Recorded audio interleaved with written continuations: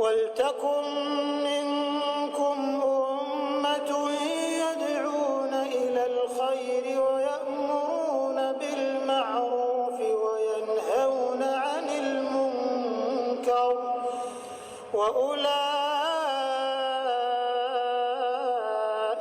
هُمُ الْمُفْلِحُونَ. Ingat saudaraku seiman, yang beruntung pada saat hijrah dan berubah dirinya menjadi orang yang lebih baik karena keimanannya adalah Anda sendiri.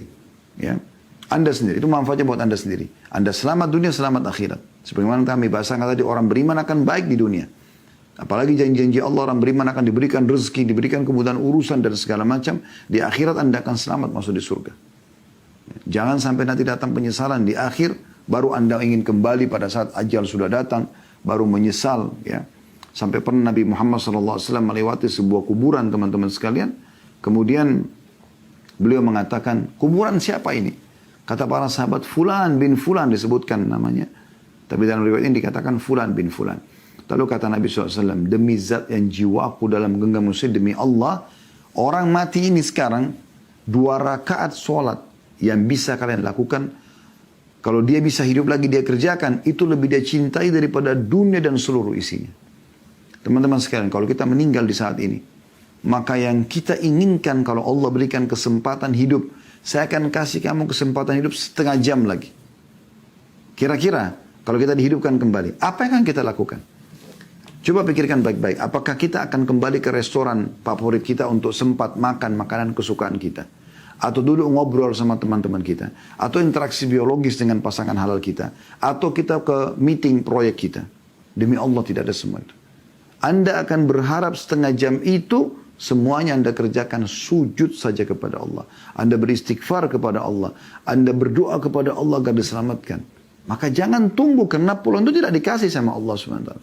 Semua orang yang meninggal teman-teman menyesal dia kalau tidak sempat ya, bertobat dari dosanya atau ada peluang ibadah yang sempat dia sia-siakan. Siang ini Allah sampaikan ke kuping Anda masing-masing. Melalui pengajian ini Anda bisa dengarkan. Allah pun mudahkan dalam lisan kami untuk mengucapkan walaupun belum disusun sebelumnya secara khusus gitu. Mengalir dengan begitu saja. Maka saya pertama yang mendapatkan manfaat dan Bapak Ibu juga begitu. Orang yang cerdas di antara kita adalah orang yang mendengarkan tanpa harus melihat siapa yang menyampaikan. Kalau itu menyentuh dalam hati. Dan ini ternyata memang Allah Subhanahu Wa Taala sampaikan dalam hati kita. Raih itu. Ambil. Karena keimanan itu sangat mahal. Tidak semua orang bisa memilikinya. Allah SWT memberikan kepada hamba-hamba tertentu karena memang Allah ingin dia taat kepadanya. Yang keenam, Umar bin Hubaib Al-Khatimi radhiyallahu anhu, sahabat ini berkata, Umair bin Hubaib Al-Khatimi radhiyallahu anhu berkata, iman itu bertambah dan berkurang.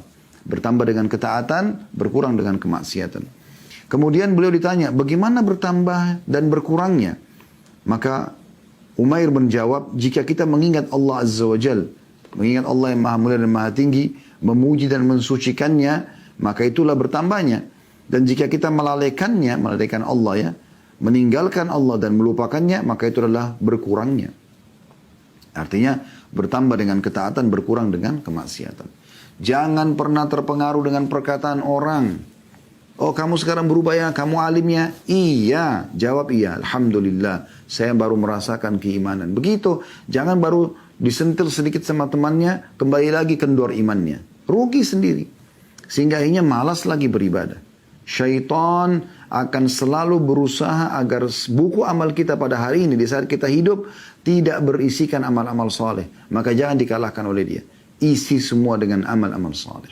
Isi semua dengan amal-amal saleh. Saatnya teman-teman kita tinggalkan semua komunitas kita yang tidak baik. Kita tetap berteman sama mereka, tapi komunitas yang kita ikutin di grup WhatsApp misalnya, atau di pertemuan kita dalam ngobrol atau sahabat-sahabat kita, itu adalah orang-orang yang bisa menambah keimanan kita.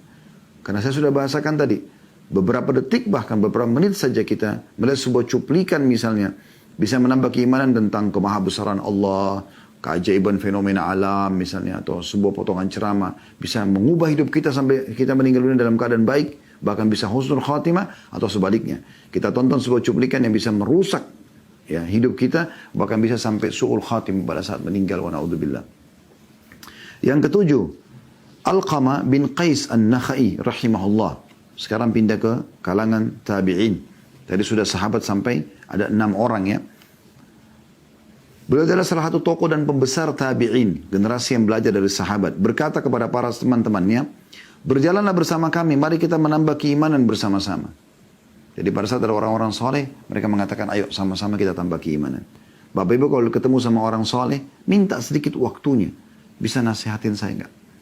Mungkin dengan 1-2 kata, 1 buah nasihat, cukup untuk mengubah hidup kita menjadi lebih baik. Minta nasihat-nasihat mereka. Minta wasiat-wasiat mereka. Dan jangan pernah minta saran dan nasihat dari ahli maksiat. Karena mereka akan menyarankan Anda untuk melakukan kemaksiatan. Maka jadi malas lagi Anda beribadah dan bisa terjerumus dalam dosa tersebut. Yang ke-8, Abdurrahman bin Amr al-Auza'i rahimahullah pernah ditanya tentang keimanan. Apakah keimanan itu bisa bertambah?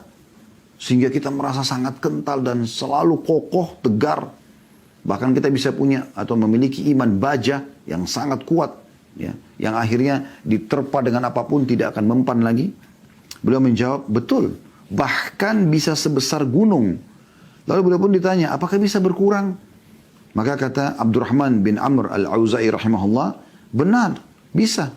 Bahkan bisa sampai tak tersisa sedikit pun. Di saat seseorang sibukkan diri dengan dosa. Yang ke-8, Imam Ahli Sunnah, Imam Ahmad bin Hanbal rahimahullah, salah satu dari 4 imam mazhab ya, pernah ditanya tentang keimanan, apakah ia bisa bertambah? Apakah ia bertambah dan berkurang? Maka kata beliau, bisa bertambah hingga mencapai langit ke-7. Ya. Sampai sangat dekat dengan Allah subhanahu wa ta'ala. Karena tiap hari yang dia pupuk amal saleh aja terus. Dan subhanallah kita kalau sibuk dari amal saleh ke amal saleh yang lain teman-teman sekalian, dosa tidak usah kita khususkan waktu dan energi untuk menjauhinya. Karena dengan sibuk amal saleh kita akan jauh itu dengan sendirinya. Seperti kalau Anda kejar prestasi di kantor Anda, saya mau prestasi supaya selalu dapat gaji full dan naik jabatan, dapat bonus ya.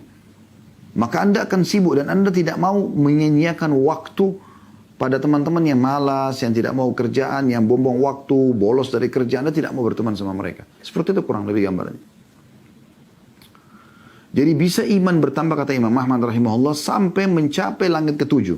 Dan bisa berkurang hingga sampai ke lapisan paling bawah bumi yang ke-7. Artinya bisa sangat rendah sama sekali. Dan bisa sangat tinggi. Anda kalau mau membandingkan, orang kalau punya perasaan iman itu dia sangat peka teman-teman.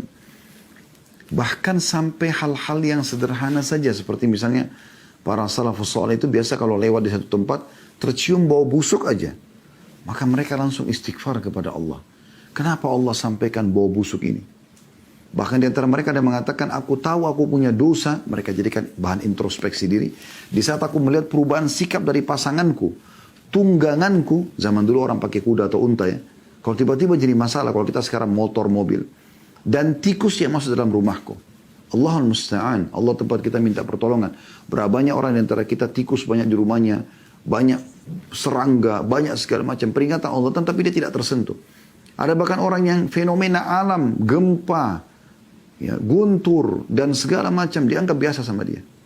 Abdullah bin Mas'ud radhiyallahu anhu pernah mendengar di Kufa suara guntur. Suara guntur yang biasa kita dengar di musim hujan. Bagi kita kan biasa, tutup kuping selesai. Ya guntur udah.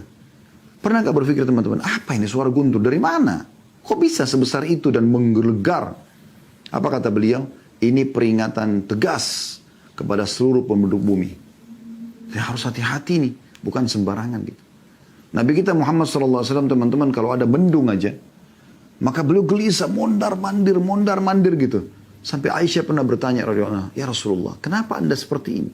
Itu kan mendung, akan turun hujan. Hujan kan rahmat Allah. Kata Nabi SAW, wahai Aisyah, apa jaminannya kalau di belakang mendung ini azab Allah? Karena ada umat-umat sebelum kita, Allah binasakan dengan datangnya mendung. Sampai turun hujan, Nabi SAW lihat, baru beliau tenang. Begitu luar biasanya iman membuat seseorang itu berhati-hati sekali. Jadi bisa sangat tinggi iman itu sampai mencapai langit ke-7. Dan ada juga orang yang sangat rendah keimanannya.